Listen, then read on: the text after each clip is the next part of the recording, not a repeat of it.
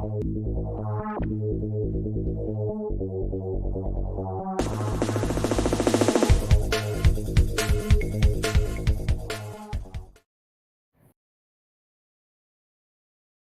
this is Richard Brake.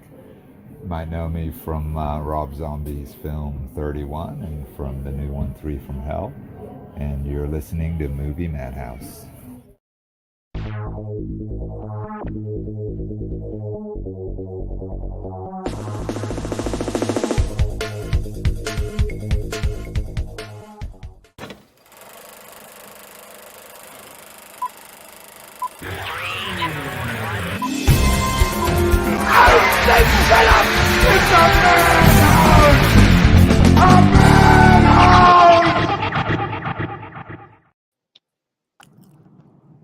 Hi, welcome to the Movie Madhouse. I'm Jason. I'm James. I'm Mike. That way. Okay, I got to get used to which way the camera is. Okay, yeah. Yeah, we are Robless. So, yeah, I'm flying the ship. I don't know how well this is going to go. But so far, so good. Looks like we're online. I see things moving. I hear you guys. So that helps. Good. Did you hit record? It does that automatically when you hit go live. At least that's what I've been told. So how you guys doing? Good. Retired. Yeah. Congrats. Thank you, sir. Thank you. So, since I was going to be in charge, I came up with this little idea. I've used it a couple of times, and I talked about it last week with the Tubi Cult Classics category, random dice roll selections. And so there's 8 columns wide. You roll a D8, and then you roll a D20, and on a 20 you can choose whether to re-roll or not. So there's actually 40 rows. 40 rows? Okay. Yeah. So I just added a random dice generator.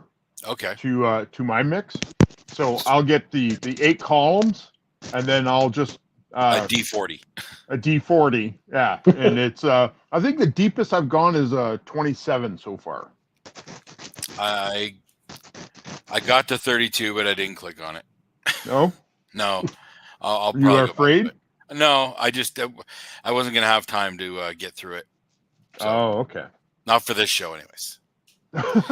So, no, we did allow for 2 mulligans if you needed or if you chose. So let's start with you, James. How did yours go? Yeah, I apologize for being confused initially because I'm like, it's all the movies? How am I supposed to do this? And I forgot that, dumbass, it's just the cult classics. That was the whole point of this. Yes. So I went into that, hit it, and I rolled the D8, and I went to the second column over, and I wish I was able to stop because it was Roadhouse. That would have been a good one. Yes. And I got it on my first roll down, and I did an extra roll just in case because I did 20. I got a 20. Okay. And my second roll, I was curious because it was something called Attack of the Mushroom People. I have seen that in the list, which I had actually never heard of, but I got it on the very first roll, and I got. Isn't that one of the Elvira? It didn't have her picture there, so I don't know. Okay. But I got it on the first try, and I got 1984's The Brother from Another Planet. Ah. Oh, wow. I saw you post that today. Joe Morton, not one of his better movies, but I will say better than Blues Brothers 2000. That is a safe bet when you're going up against Blues Brothers 2000. Yeah. Yeah, the bar's pretty low, so you're all right there. So I honestly, if I watch that, I don't remember it.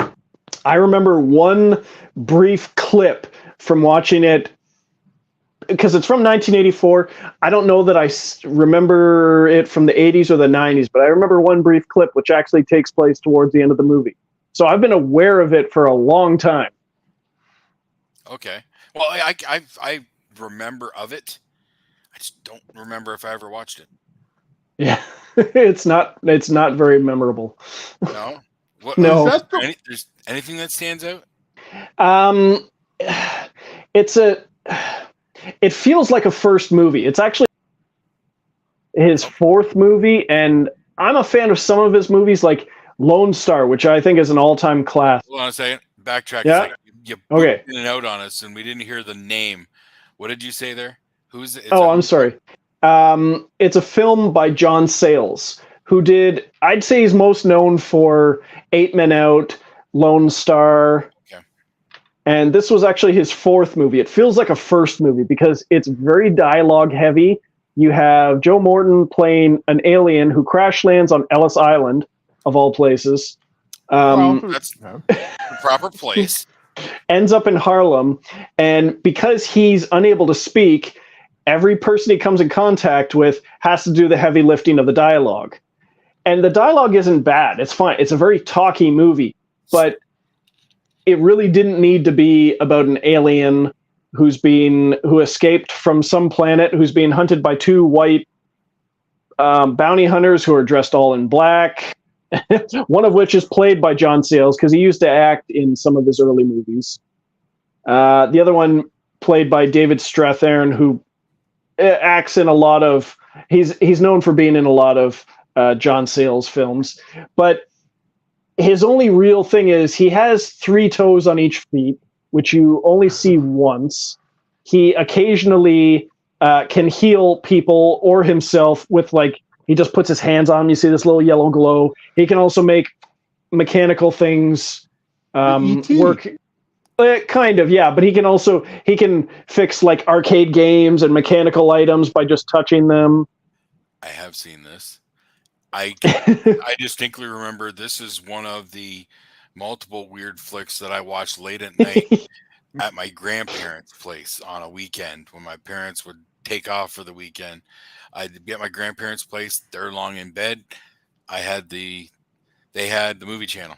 So I watched this at their place. I remember this. I don't think I've spent any time with this movie at all, but I might have heard the synopsis like you gave for it, but it's not ringing any bells about me watching it. No, and like I said, there's a lot of nothing that happens in this movie. Like anytime it's just him, you can basically just skip forward because he can't talk. So he's walking around town, then he bumps into someone. There's a nice cameo by Fisher Stevens. He meets him on the subway, and he just basically, for no reason whatsoever, says, "I have a card trick," and he tells a story while he's playing a card trick. And then he goes, "Want to see another trick? How I make all the white people disappear?" And it's 125th Street and Harlem or something. Everyone gets off the subway, and you've got who are the people? It's Steve James, and I recognize this guy because he's an African American actor who did a lot of martial arts movies. I had seen him in Steve James. You'd recognize him to see him. Apparently, he was in Pee-wee's Playhouse, but he did a lot of. Let's see, he was in. Let me see, American Ninja. I think I know the guy you're talking about. I think I can picture the dude. He was all over the 80s when it came to action on TV and movies, I think. Oh, yeah. And it says he's in Enter the Game of Death. Apparently, he was in The Warriors. It has a pretty high body count, so it's very But it'd be a bunch of that guy or her actors in the movie. I can picture Steve James. I can picture him. He's like the knockoff version of Carl Weathers. He's yeah. If I can bring this up, that's him. Yes, that dude. Yeah. Wasn't he in From Dusk to Dawn? No, that was Fred Williamson. Yes. Oh, okay. But he's another one of those guys. Yeah, that's at first glance, I'm just that guy looks awfully familiar. So apparently Steve James died in about 1993, but it's just Bill Cobbs. You'd recognize this guy from anything. Oh yeah. Yeah. Yep. Yeah.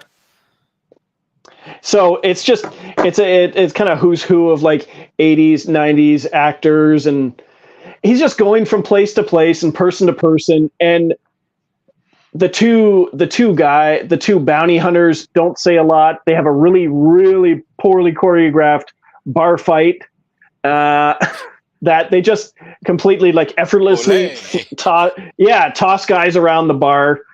There's one scene. Joe Morton goes and he just finds himself in a bar, and there's this like beautiful black singer. She's up on stage singing. He sits down at a table. She happens to come and sit down at his table because the owner is hitting on her all the time. So she's like, if he comes over, you're my gentleman friend from Philadelphia. The guy comes over, sits down. Joe Morton obviously can't talk, but apparently has such a presence to him that she ends up taking him home, sleeping with him, and then as you're apt to do. As you're apt to do. It's the strong silent types. Yeah. Okay. Of the era, I'm only going to point this out because of that era. She was white? No. She was not. No. Really? It was one of those. It was like a primarily black nightclub. Okay. All right. But it's just one of those. It's one of those times where you've seen it in TVs and movies where if someone can't talk, someone just assumes they're deep in thought, and like he sits on a stoop and there's a cop talking to him, and just like right, because basically silence means whatever. And, there is one other superpower he has. He can remove his eyeball because he wants to find out who's going in and out of this brownstone, this apartment building. He removes his eyeball and plants it underneath like this potted plant. And then he goes back the next day, jams it back in his head, and he can sort of play back the footage of what happened. That's fantastic. I picture that. I can kind of picture that. It's a little goofy. The dialogue, it's not a good movie, but it's not a bad movie. It's just, it feels like a very, very, very early movie, which it kind of is. Feels like a movie. What about a remake? Oh man. Could it work? Yeah, it could very much work because there's a lot to work with here. In that nothing happens. It doesn't even need to be about aliens. That's kind of what puts it a little bit above. Make it like a K-Pack situation where you're just not sure. Yeah, it starts to creep into interesting territory, but not quite watchable. Not quite watchable. It's okay, but not quite watchable. I'm not sorry I watched it, but it was nice. Like printed out and post them on the reviews on IMDb or something. You get towards the end of the movie, and Joe Morton's running away from the bounty hunters, and he runs around the corner, and then there's a whole bunch of black people standing there in the alleyway, just standing there doing nothing. And he goes and stands with them, and I took it to mean that they were also escaped. One of the synopsis says he's a slave from another planet. He's escaped. That's why there's two white guys coming after him. I assume that these were other escaped aliens, and then they start chasing the two bounty hunters, which the whole group does. The whole group does, and they must be aliens because the two guys had absolutely no trouble whatsoever beating up regular human beings in the bar. So they must be aliens that can match them in strength, I guess. Anyway, they get backed up against the wall of this alley, and they both one reaches out and they hold each other's hand, and then they do this sort of thing. They put a hand towards their chest, they lean their head back, and they both explode in like a blinding flash of light. And that's the only thing I remembered from when I saw it back in the 80s. I'm like, that's what that's from. Yeah, Wonder Twin Powers, self-destruct. And when someone asks him where he's from, he always does a thumbs up and looks upwards instead of like pointing up, like they did in that Roswell TV show. And towards the end of the movie, this is another tip off that one of the other guys he was with was an alien, because he smiles at the guy and he goes, come on. Well, he motions towards him and does this, and the guy goes, and I took that to meaning he chooses to stay here on Earth or something. And then he takes the subway and looks at the camera and smiles, and the movie's over. It's Okay.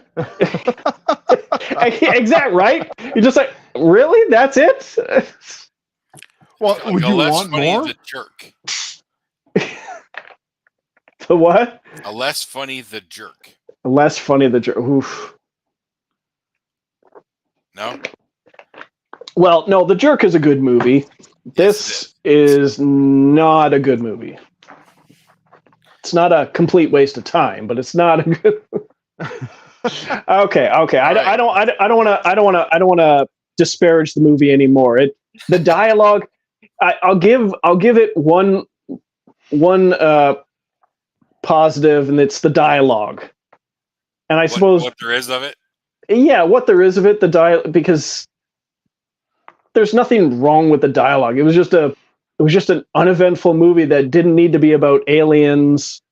And I guess apparently there's themes of immigration and politics in the movie, but what Tubi could have done was sprung for a little digital remastering.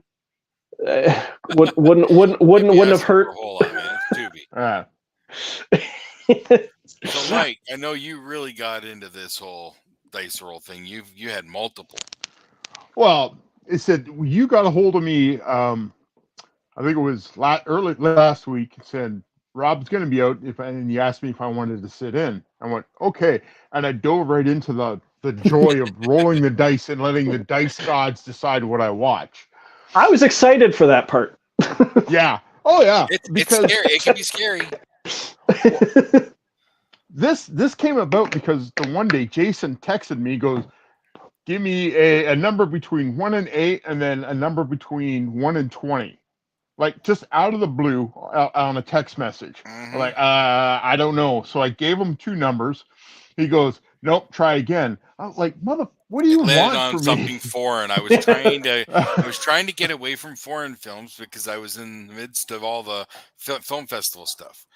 So it landed on a foreign film. So I was getting away from foreign films. Yeah. So okay. Next one.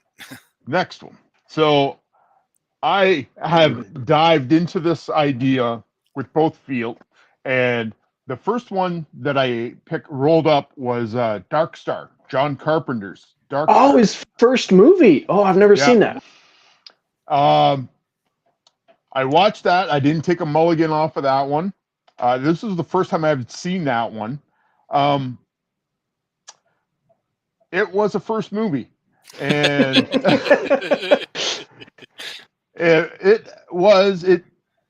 I think it was shot in somebody's garage for the most part.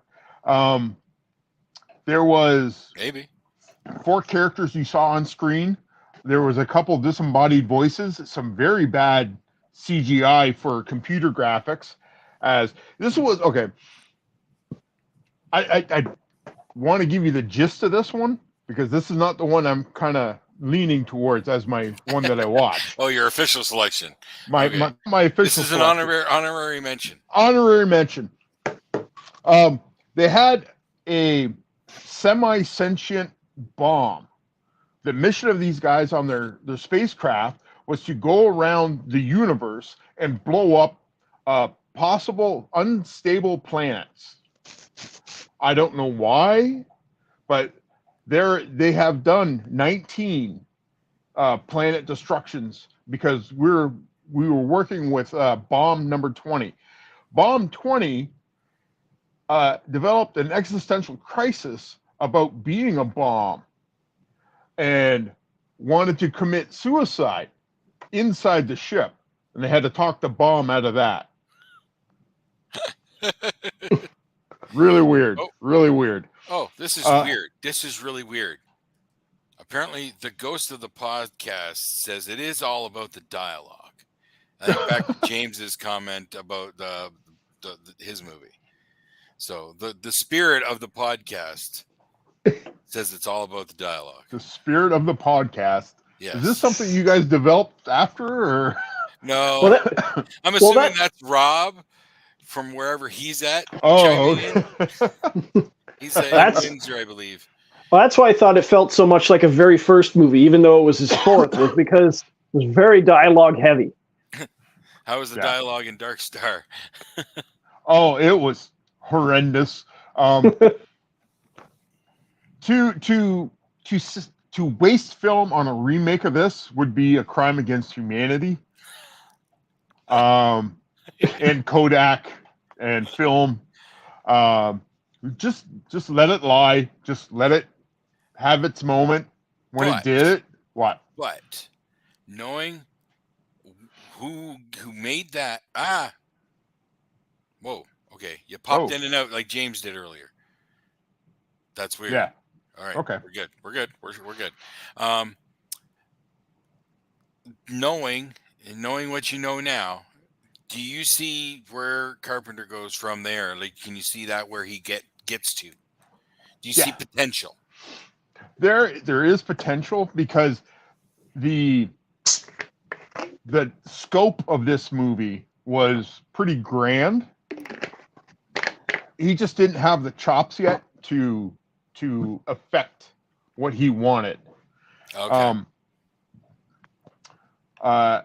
Yeah, sure.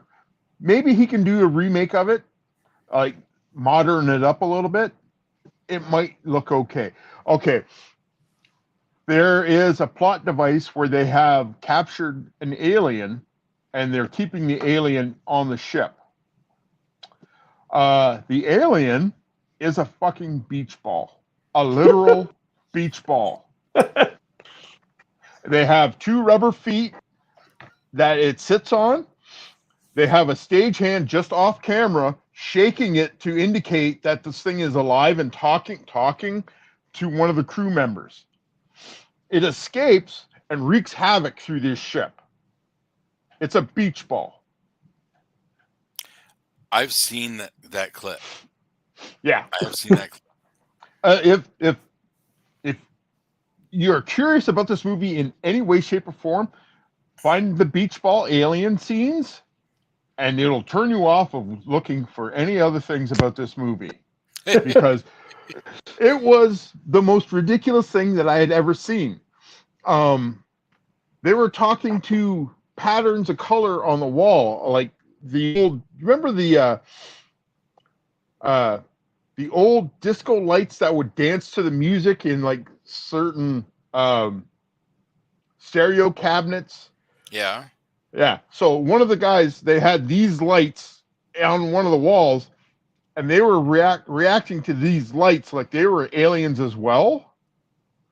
Yeah, exactly. They're like, what? It doesn't make any sense. But that's what this was all about. None of it made sense. Like, they were on a 20-year mission. Their ship's breaking down. They send a request in for radiation shielding back to Earth, and it's request denied because, no, we just can't afford to send you guys radiation shielding. Meanwhile, they have a hold full of nuclear bombs. They can't. It didn't make any sense. But that's fine, because the second movie that I rolled made even less sense than Dark Star. My second movie, Plan 9 from Outer Space. Oh. Yeah. He sent me that one. I celebrated. I actually fist pumped. I went, yes, I got something on this. I got Plan 9 from Outer Space. Wow. It has been a very long time since I had seen anything, let alone sat and watched the whole thing in one sitting. For a reason. Man. Ed Wood's, I don't know what the budget for that was, but I think it was zero, because they had a mausoleum in the cemetery. It looked like a fridge box. Negative? Negative. Yeah, it had to have been. Yeah. There was a mausoleum in the cemetery. It was a fridge box that they cut a hole to act as a door. Bella Lugosi's scenes. So Bela Lugosi was in this thing as Count Dracula. He would walk around with his cape over his face. He would gesticulate. Like, he really didn't have any dialogue, but he would just stand and act. And he would, like, his cape over his face, and he would show frustration. And then he famously died during the production. And they still needed Bela Lugosi in like some later scenes. So they just got a stagehand to walk on set with his face covered like Bela Lugosi. That's how they finished the Bela Lugosi stuff on Plan 9 from Outer Space.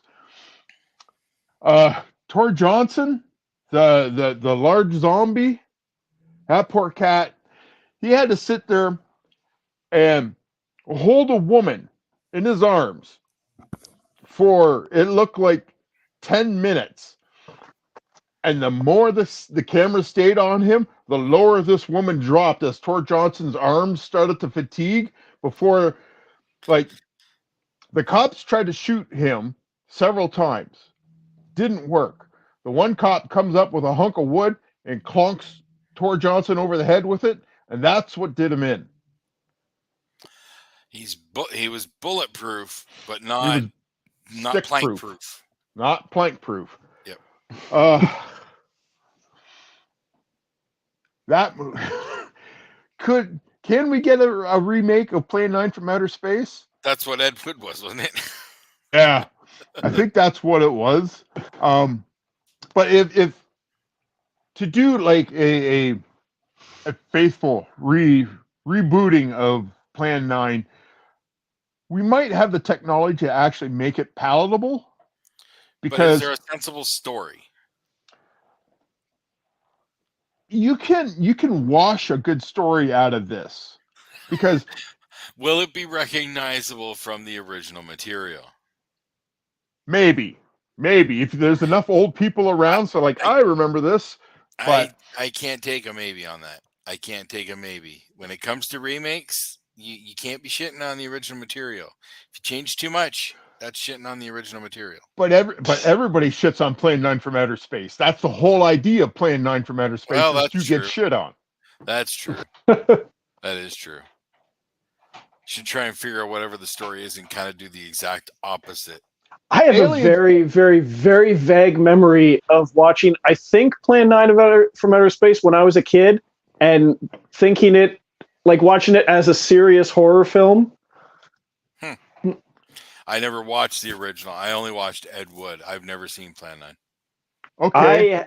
I have not seen Ed Wood. Here, give it a good honest watch, boys. You son of a bitch. Curses! Just because he comes back on the show, his power gets restored. He's getting away, boy. Shake harder. No, but the going into this, knowing as how bad and terrible this movie was, it entertained me because it was so crappy and campy. I knew going in, like, I had the lowest of low expectations of this, and they were met 100% of this movie. Like, you can see the strings attached to the UFOs as they're dragged across the screen for it's. Watch it. Just knowing what you know now about it, you'll watch it and you'll laugh uproariously. I guarantee you. Probably, but that's part of the charm for that movie particularly. It's like iconic for that. Yeah. So like you kind of expect it. Yes. That's how I feel every time I watch House of the Dead, Jason. I enjoy watching the cheesiness of that, but I understand. I'm just saying me.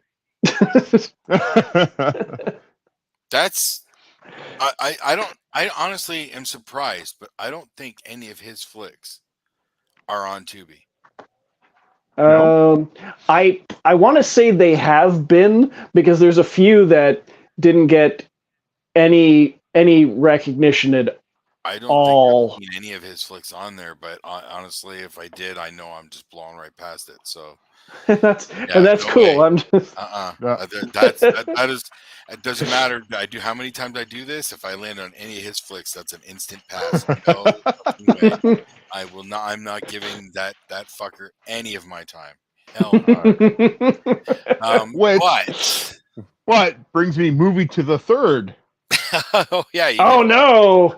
Oh no, this is the one that I should have taken the mulligan on, but I thought I had the endurance to go get through this one till I saw who made it.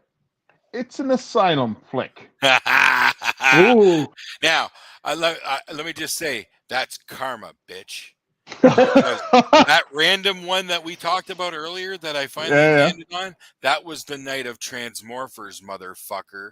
Oh yeah. Son of a bitch. So karma. So, What was the this third asylum one- title? asylum titled Zombies. I think I've Yeah. heard of that. Yep. The zombie animals overrunning a park. That's Oh! I saw that on there, and I'm like, I really hope this is what I. No, you don't. No, you don't. I got a third of the way through it, and I shut it off. Really? Really, You couldn't make it, huh? I couldn't make it. They were self-aware enough to actually, like when the zombie monkeys were breaking out and starting to infect the other animals, they actually were self-aware and go, well, what could possibly go wrong? This isn't Jurassic Park. And I'm just like, holy fuck. They went there. What did it for me, what finally put the nail in the coffin for this movie, is when the two zombie giraffes attacked one of the random college kid too. Both giraffes had this kid's arms in their mouths, and they pulled him apart. Yes. Was it CGI? It was horrendous CGI. Nice. We had the badass woman show up with the ubiquitous head of security shooting at these things, and nothing's dying. They actually show the badass chick shooting one of the giraffes in the head 2 times, and the bullets bounced or whatever. And the security guy goes, shoot him in the head. She goes, well, I am. And she pulls out her pistol and shoots a zombie in the head. That's when it dies.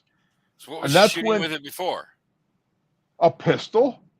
A different pistol. No, same pistol. Okay.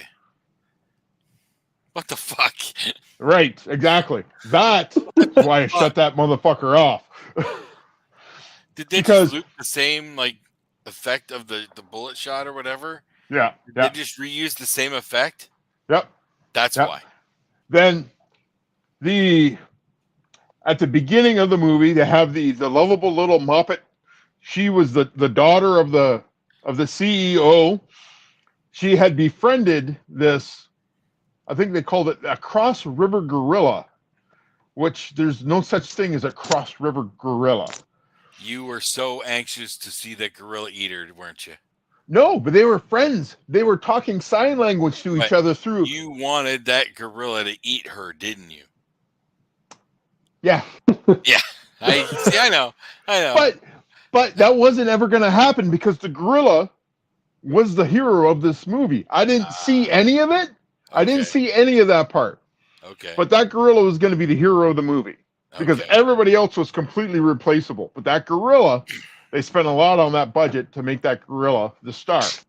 Was it Andy Serkis? Yeah. So that one. Did they afford Andy Serkis? No, they couldn't. This was just a dude in a suit.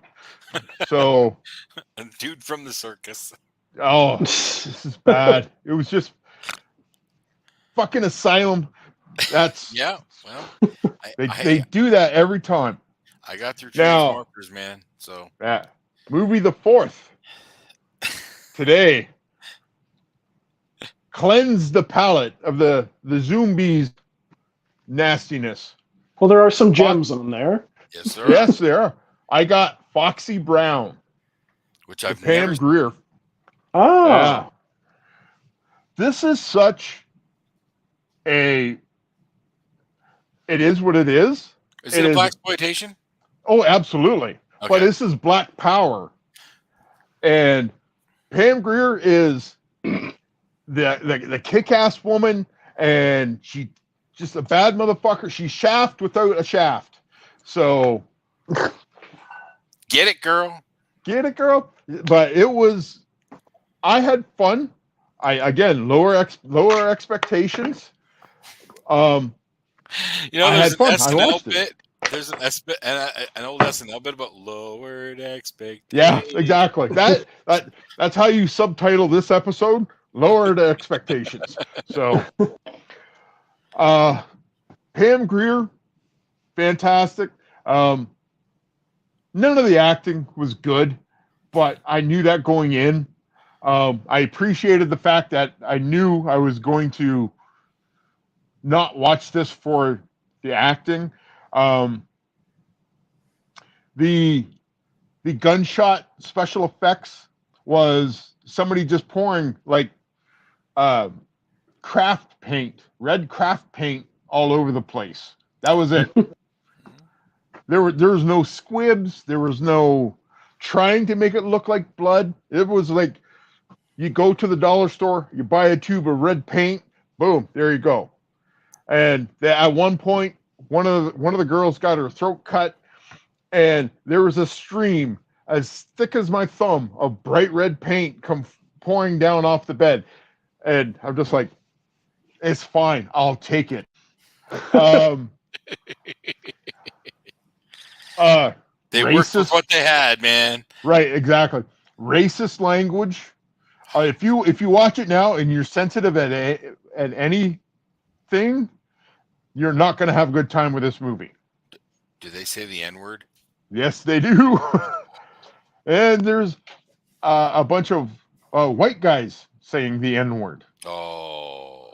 And that kind of pushed me back in my seat a little bit. And I went, these are different times that we're talking about. And it was something.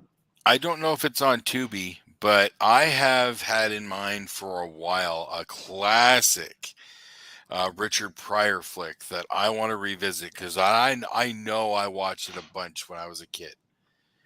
Bustin' Loose. Oh, sounds familiar. That's where he's doing like community service or something, I think, and he's driving a short school bus of handicapped kids with their counselor, and he's taking them somewhere, and shenanigans ensue, and at one point they run into the Klan. And really? they don't, and the Klan lets them go. Actually, the Klan pushes them out of the mud that they're stuck in because they think he's just covered in mud because he's been trying to get the van out. Jeez. Wow. That's one of the only main things I can remember from it. But I want to go back to this flick because I'm really curious, and I don't know if that one's on Tubi, but that's one I've been on my radar. Like I gotta watch that again soon. Yeah. So, Foxy Brown. There's the white guys beat her up. They re-kill her boyfriend who had massive plastic surgery to go into witness protection. Please tell me that's like a line. Like they re-killed my boyfriend. Sort of, kinda, but you killed my boyfriend again. It was actually spoilers. Foxy's brother that dropped the dime on this guy to get out of a 20,000 coke debt that he had to repay the bad guys. Spoiler. I found the button. Should have just had this up the whole episode. Well, this is like a 70s movie, so I think we passed the statutes of limitation for the spoilers on this one. You're 70s. James was 80s. 80s. and I was early 90s. All right. Nice. Yes, because my random roll took me to a film that I've only heard by notoriety, Samurai Cop. Nice. I looked it up. Ooh, 1992. Well, it must be like a Blu-ray re-release or something, because it visually was like a crisp picture. Not to say that it looked good, but it was crisp and clean. It didn't look old and dated like you said. Yours needed a refresh, James, and stuff. So, Oh yeah. this one looked crisp and clean. All of mine definitely did not look crisp and clean. Every single one of them. Well, this one did. But audio, god damn, was it awful. All the dialogue was ADR. Nice. Well, that's how you do Some it right. of the voice actors couldn't come back. Oh. I believe at least one died. Oh. So, yeah, they had to pull some shenanigans. The director did some voiceover work and stuff. The lead actor, who, if you've ever seen the image, he's got a big flowing mane of hair. Well, they filmed like half the movie, and then they took like a 3-month break or something, and he did something else, and he cut his hair. So when they came back, the director freaked out, but they needed to film, so he got him a really bad wig. And it's obvious to see when it's real hair versus wig in the film. At one point, the wig actually comes off, which, by the way, every single scene in this flick is one take only, because they were that cheap. They did not want to waste a single millimeter of film. Every single scene is one take. That's efficiency. That's just efficiency. You see flub lines left and right. Like, it's wow. And don't even get me started on the dialogue. The dialogue is ugh. Like nonsensical. The story is nonsensical. It's tits and ass all over the place. The one Foxy Brown, same thing. Lots of tits and ass. The one character, she's the helicopter pilot for the police force. But she's got a thing with the bad boy, the new guy in town there, the samurai, that everybody calls him Samurai. He does not walk around with a sword, by the way. What? How can he be a samurai? Good fucking question. It's never fully explained. They just call him Samurai. He's not even supposed to be. He's from San Diego, and he's up there to try and take out this gang or whatever. He gets a sword midway or late into the film for the final fight with not the boss, the underboss, who's the true big bad kind of thing. Apparently this guy's got a lot of notoriety. Robert Zadar. He's also known for Maniac Cop.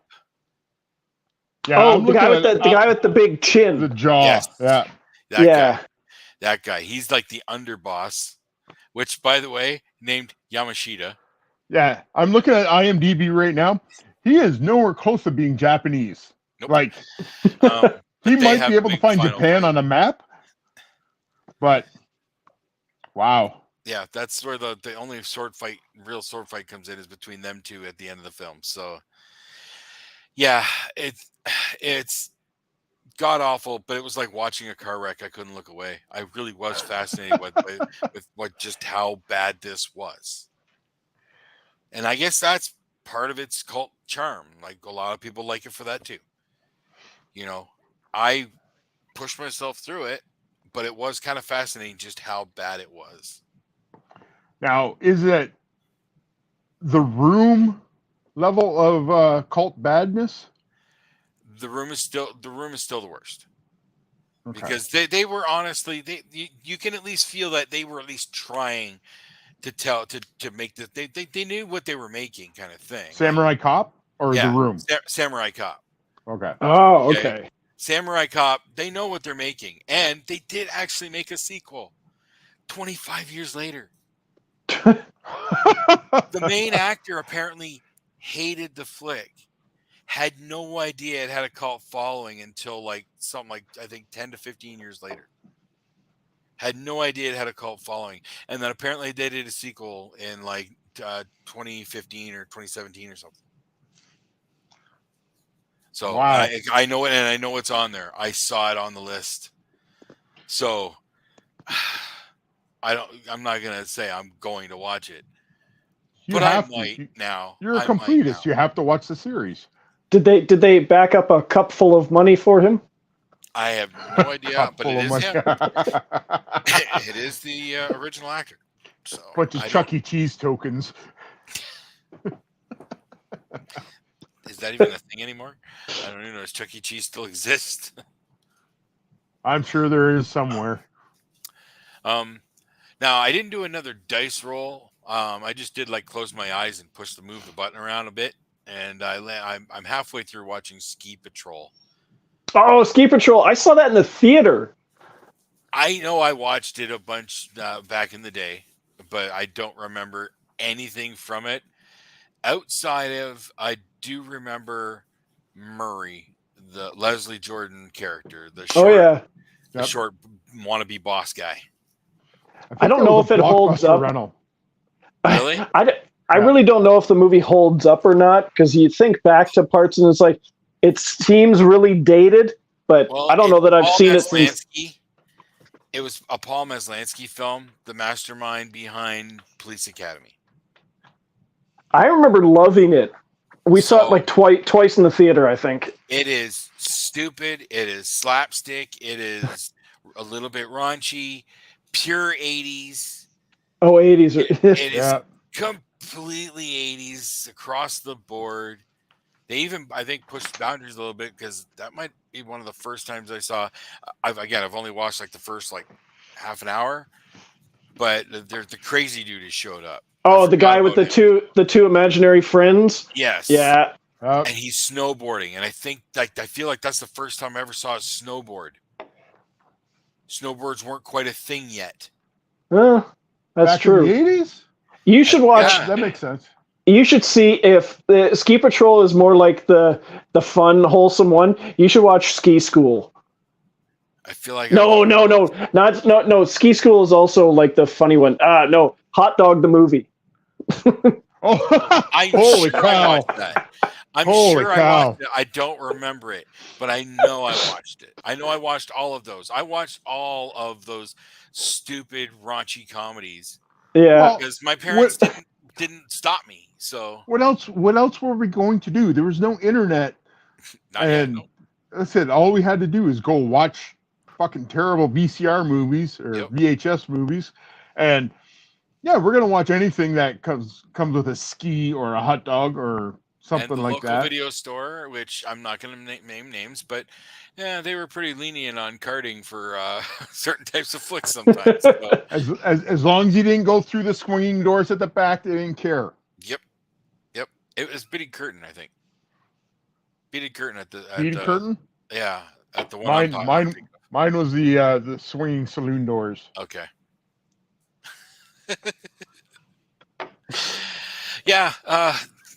This is that. I'm just the cult classic section is so much fun, but Tubi has such a great selection. Hold on. I hate advertising for Tubi. Like, we should be getting paid, but is Samurai Cop worthy of a remake? Oh, I don't think so. That kind of story just doesn't play anymore. What if it stars Jason Statham? Oh well, it'll sell. Fuck, it'll do good numbers.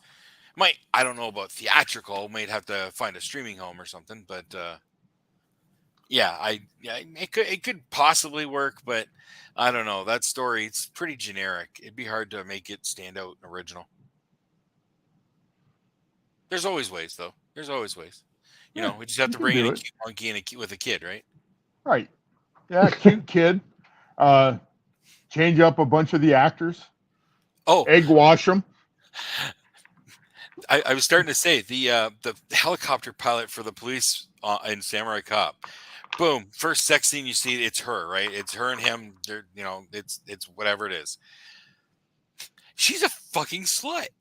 She's like throwing it at everybody, or at least like offering it to like everyone in the precinct. Jason, no kink shaming. It was just so No kink blatant. shaming. It was No. blatant. She was just expressing her femininity in her way. You are just being an asshole by being judgmental. In 1992, they really weren't thinking that way. Not yet. Maybe she was the trailblazer. Maybe. You're right. You're right. Okay. I'm wrong. I was wrong. I apologize to whomever I offended with those remarks. The views of Jason do not necessarily reflect the values and morals of the Movie Madhouse. They are solely his and his alone. Dick. Thanks. So yeah, I guess that's it. That's gonna be it for this week.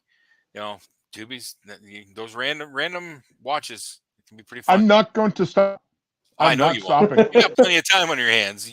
I'm gonna do a random movie every day until I work through 320. That's Tally did that last year. Yeah.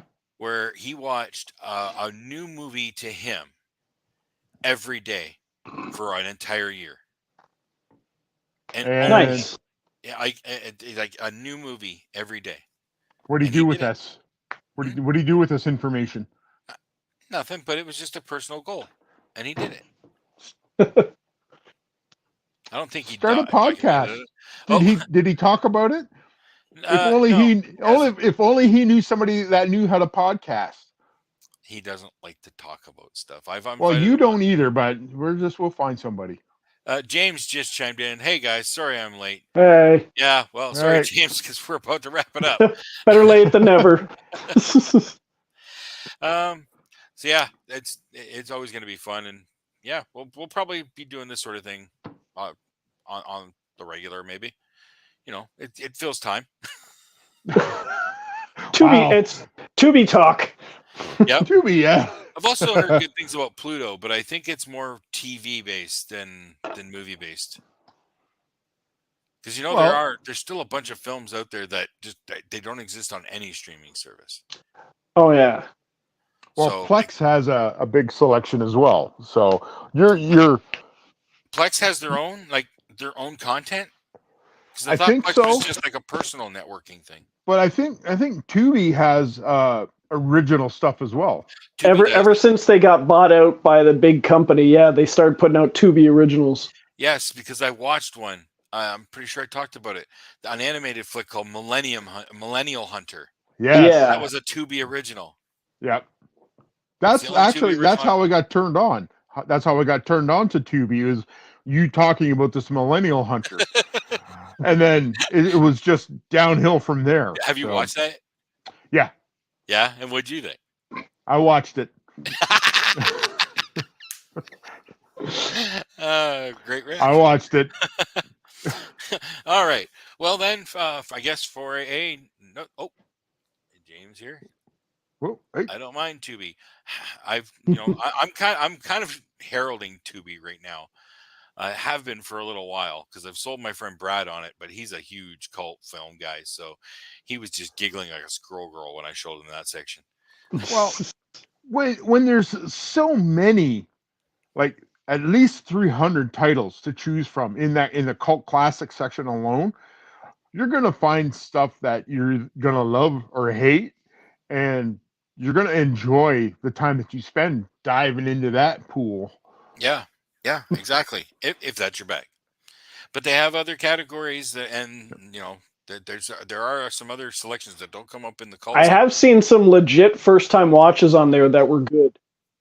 Oh yeah, they have a good library. Well, there's a lot of stuff that flew under the radar for whatever reason for like movies that had bigger PR for whatever, and then you have these hidden gems that kind of skirt through and went like the dreaded straight to video was the thing that killed a lot of these indie flicks and hidden gems. Is like straight to video. No, it didn't matter. Like it shouldn't have mattered.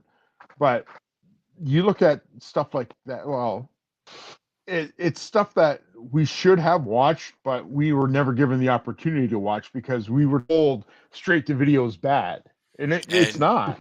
when you went into Blockbuster, you only looked on the new release shelf, and you only looked at the big ones. You never looked at the single one down there and down there and Right. down there. You never looked at the bottom two shelves. No. All right. Well, thanks, guys. Thank you. Again, thanks for stopping by the Movie Madhouse for another week. I'm Jason. I'm James. And I'm Mike from the Three Nose podcast. Check us out. Woohoo! Bye. Bye. Toodles.